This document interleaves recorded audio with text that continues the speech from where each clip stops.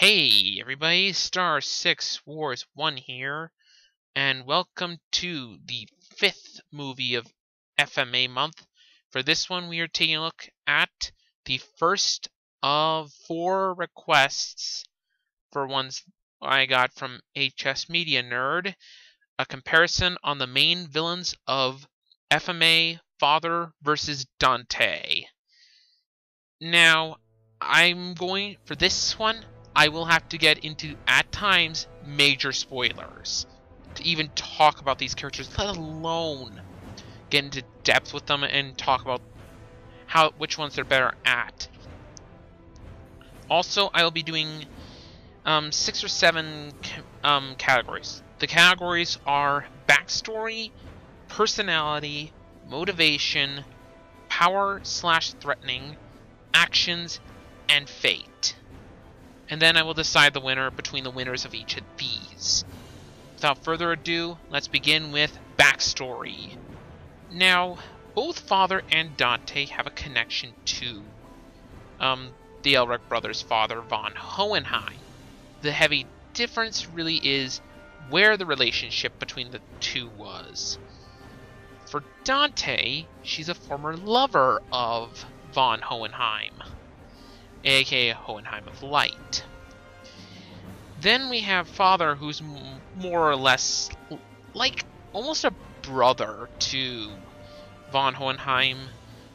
So yeah, there's that. His backstory is an odd one, but I'm ultimately gonna give the win here to Father.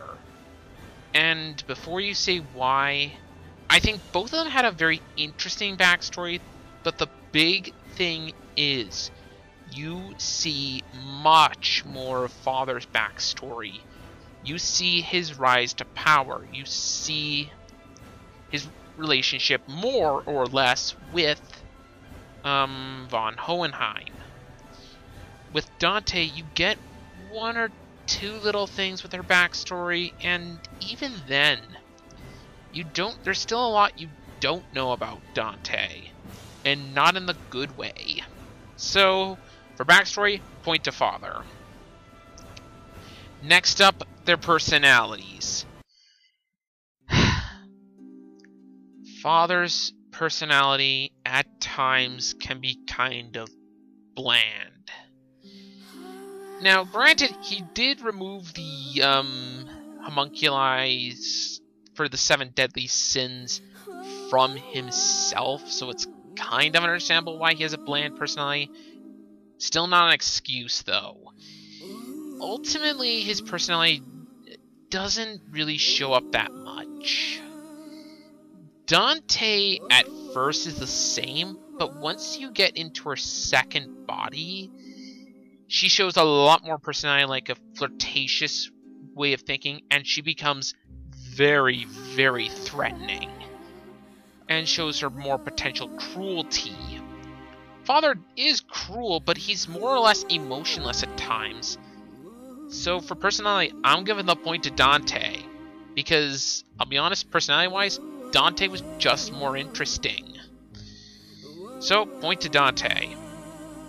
Next up, the motivation for these two. Now for the motivation of Dante, her goal is to recreate the Philosopher's Stone so she can continue her life onwards and continue being immortal, no matter the cost.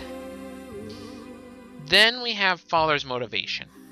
Oh, he doesn't need to become immortal. He already is. So what's his plan? Become God. Yeah. Points to ambition, I'll say that much. And points to other things as well. We'll get into that more in the next category, but Father has a very interesting motivation. He already has immortality. He doesn't need that. He just wants to become God so he doesn't have to play by its rules. And admittedly, I find that more intriguing, that he has this huge God complex So I'm going to give the motivation to Father again. He had a better motivation in my opinion. Though Dante's should be noted, it wasn't a bad one, and it makes for being a good villain. I just think Father's was more interesting and, gotta be honest, more ambitious. Point to Father. Next up, power verse / threatening. What I mean by this is how powerful they are and how threatening they are. Dante is admittedly pretty threatening personality-wise. She shows off her cruelty and her very inhuman nature, even though she is human, which is, again, kind of ironic because Father isn't human. She's very threatening, but for me, kind of, at least in the show, lacks in power. She does not have the power, but she does have the threatening. Father, on the other hand, not only has the power, not only has the threatening nature, but the power to back him up. Let's see. He took Scar's most powerful attack, and it only moved his head back, and that's it. He barely flinched with any of the attacks from Ed and Al during their very first encounter with him, and he's shown to not even need to think about alchemy. Oh, and he can show off the alchemy of a mistress. Yeah, that's one up against Dante on that one. Father really is powerful. And his motivation makes him dang near threatening, because you get the sense this is the guy, you know, he succeeded once in making a gigantic Philosopher's Stone and creating the body he has. You know he can do it again. In short, you know that this guy is a threatening force because he's already succeeded once. So I am going to give the point to Father because he has both the power and the threatening to back him up. Next up is their actions. Dante's actions, for me, at least, were rather unclear. I'm not exactly sure what she did, but she did train Izumi Curtis, who would later train the Elric brothers, so there's that, but that's not a villainous thing, and I'm looking for a villain's comparison, not things you did by accident. I will say, though, she did trap von Hohenheim in the alternate dimension, and she did strip Gluttony of his mind, and she did create the 7 homunculi. The problem with that is, in a weird sort of way, so did Father. Father created the 7 homunculi from himself, and in Wrath and Greed's cases, twice at least. He also killed off an entire nation of the nation of Xerxes, aka one-upped on Dante, who may have created a Philosopher's Stone out of an entire city. He did it into an entire nation by manipulating the people of Xerxes to do it for him.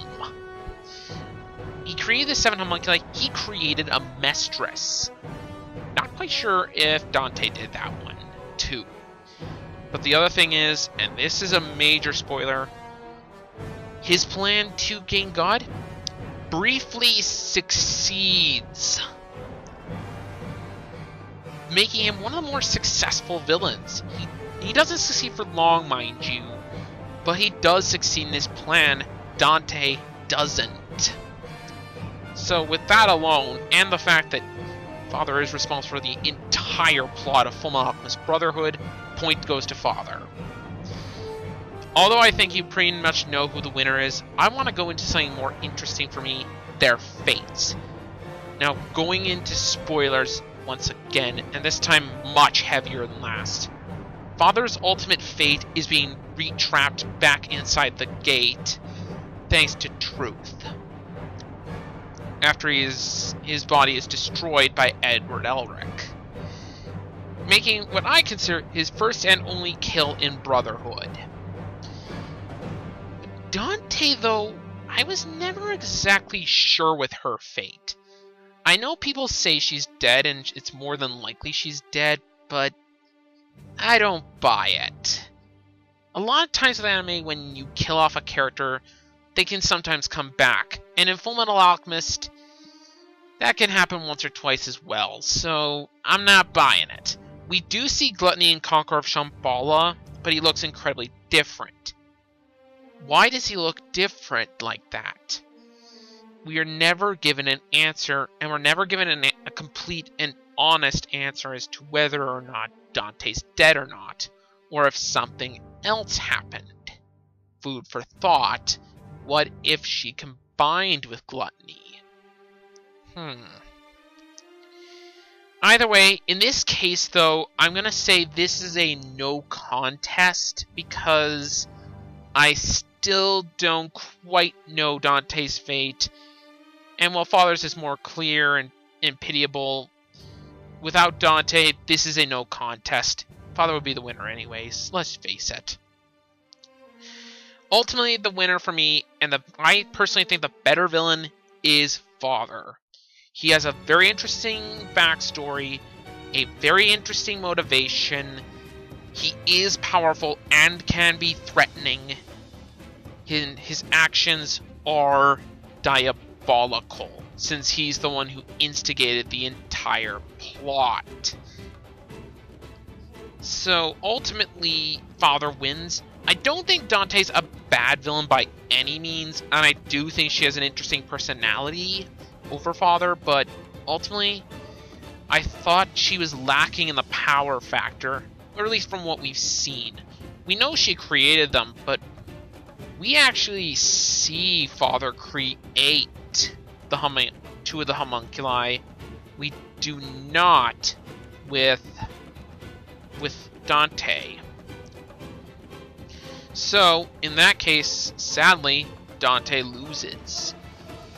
And I'm not exactly sure of all of her actions either. I get some, but not all. Ultimately, though, Father wins the round. And I find him the better FMA villain.